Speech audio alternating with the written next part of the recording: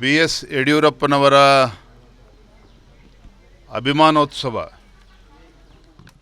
ಮೇ 9ನೇ ತಾರೀಕು ಈಗಾಗಲೇ ನಿಗದಿಯಾಗಿರುವಂತಹ ರಾಜ್ಯದ ಎಲ್ಲ ವಿಧಾನಸಭಾ ಕ್ಷೇತ್ರಗಳಿಂದ ಸಾವಿರಾರು ಸಂಖ್ಯೆಯಲ್ಲಿ ಅಭಿಮಾನೋತ್ಸವ ಕಾರ್ಯಕ್ರಮಕ್ಕೆ ಬರ್ತಾ ಇದ್ದಾರೆ.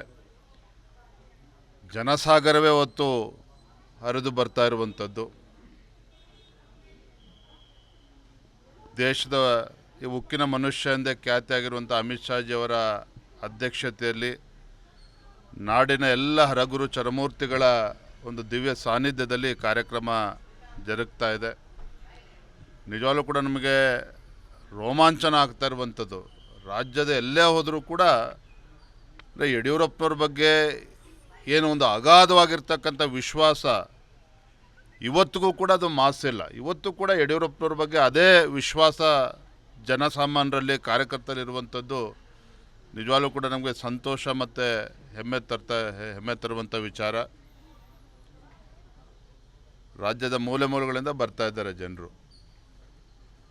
ಈಗಾಗಲೇ ತಮ್ಮ ಮಾಹಿತಿ ಸಿಕ್ಕಿರುವಾಗೆ 8ನೇ ತಾರೀಕು ಸಂಜೆ 5 ಗಂಟೆಗೆ ಪುರಪ್ರವೇಶ. ಯಡಿಯೂರಪ್ಪನವರು ಬೆಂಗಳೂರಿನಿಂದ ಚಿತ್ರದುರ್ಗಕ್ಕೆ ಬರ್ತಾರೆ. ಸಾವಿರಾರು ಸಂಖ್ಯೆಯಲ್ಲಿ ಅವತ್ತು ಕೂಡ ಅಭಿಮಾನಿಗಳಿರ್ತಾರೆ. ರಾಜ್ಯದ ಮೂಲೆ ಮೂಲೆಗಳಿಂದ ಕಲಾ ತಂಡಗಳು ಕೂಡ ಬರ್ತಾ ಇವೆ. ಒಟ್ಟಾರೆಯಾಗಿ ಹೇಳೋದಾದರೆ ಏನು ನಮ್ಮೆಲ್ಲ ಹಿರಿಯರು ಹೇಳ್ತಾ ಇದ್ರು, ಯಡಿಯೂರಪ್ಪನವರು ಅವರೊಬ್ಬರು ವ್ಯಕ್ತಿ ಅಲ್ಲ, ಅದೊಂದು ದೊಡ್ಡ ಶಕ್ತಿ ಅಂತ ಹೇಳ್ತಾಯಿದ್ರು.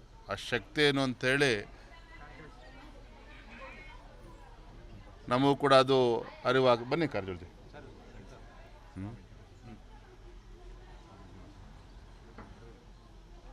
ಸಾವಿರಾರು ಸಂಖ್ಯೆಯಲ್ಲಿ ನಾಡಿನ ಪರಮ ಪೂಜ್ಯರು, ಜಗದ್ಗುರುಗಳು,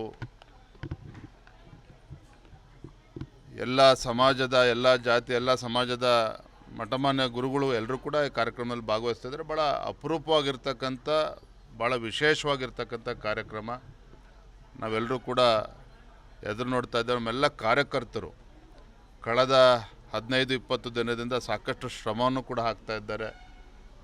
ನಿನ್ನೆ ಮೈಸೂರು ಪ್ರವಾಸ ಮುಗಿಸ್ಕೊಂಡು ಬೆಂಗಳೂರಿಗೆ ಬಂದಾಗ ತಂದೆಯವ್ರ ಜೊತೆಲಿ ಮಾತನಾಡ್ತಿದ್ದೆ. ಪಾಪ ಯಡಿಯೂರಪ್ಪರು ನೋಡಿ ಅವ್ರು ಎಷ್ಟು ಕಾಳಜಿ ಅಂತ ಹೇಳಿದರೆ, ಇಲ್ಲಪ್ಪ ನೀವು ರಾಜ್ಯದ ಮೂಲೆ ಮೂಲೆಗಳಿಂದ ಬಸ್ಸು ಕಾರುಗಳು ತೆಗೆದುಕೊಂಡು ಬರ್ತಾರೆ, ಎಲ್ರಿಗೂ ಮಾಹಿತಿ ಕೊಡಬೇಕು, ನಿಧಾನವಾಗಿ ಬರಬೇಕು, ಅವರೆಲ್ಲರೂ ಕೂಡ ಊಟ ಉಪಚಾರ ವ್ಯವಸ್ಥೆ ಸರಿಯಾದ ರೀತಿಯಲ್ಲಿ ಆಗಬೇಕು ಅಂದರೆ ಯಡಿಯೂರಪ್ಪನವರ ಕಾಳಜಿ ಏನು ಅನ್ನೋದು ಇದರಲ್ಲಿ ಅರ್ಥ ಆಗ್ತದೆ. ಮೊನ್ನೆನೂ ಕೂಡ ಆ ಮಾತನ್ನು ಹೇಳಿದರು, ನಿನ್ನೆನೂ ಕೂಡ ಅದೇ ಮಾತನ್ನು ಹೇಳ್ತಾಯಿದ್ರು.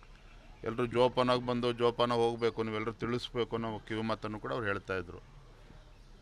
ಭಾಳ ಅಪರೂಪವಾಗಿರ್ತಕ್ಕಂಥ ಕಾರ್ಯಕ್ರಮ ಭಾಳ ಯಶಸ್ವಿಯಾಗಿ ಆಗ್ತದೆ. ತಮ್ಮೆಲ್ಲರ ನಮ್ಮ ಮಾಧ್ಯಮದ ಸ್ನೇಹಿತರು ಕೂಡ ಸಂಪೂರ್ಣ ಬೆಂಬಲ ಇರಬೇಕು, ಸಹಕಾರ ಇರಬೇಕು ಅಂತೇಳಿ ಸಂದರ್ಭ ವಿನಂತಿ ಮಾಡ್ತಾ ಇದ್ದೇನೆ. ನಿರ್ಭೀತ, ನಿಷ್ಪಕ್ಷಪಾತ, ವಿಶ್ವಾಸಾರ್ಹ ಸುದ್ದಿಗಳಿಗೆ ಮತ್ತೊಂದು ಹೆಸರಾಗಿರುವಂತ ನ್ಯೂಸ್ 18 ಕನ್ನಡ ಈಗ ಆಪ್ನಲ್ಲೂ ಲಭ್ಯವಿದೆ. ದಯವಿಟ್ಟು ಇಲ್ಲಿರುವ QR ಕೋಡ್ ಅನ್ನ ಸ್ಕ್ಯಾನ್ ಮಾಡಿಕೊಂಡು ಆಪ್ ಅನ್ನ ಡೌನ್ಲೋಡ್ ಮಾಡೋದಕ್ಕೆ ಮರಿಬೇಡಿ. ನಿಮ್ಮ ಬೆಂಬಲ ಹೀಗೆ ಸದಾ ನಮ್ಮೊಂದಿಗಿರಲಿ. ಧನ್ಯವಾದ.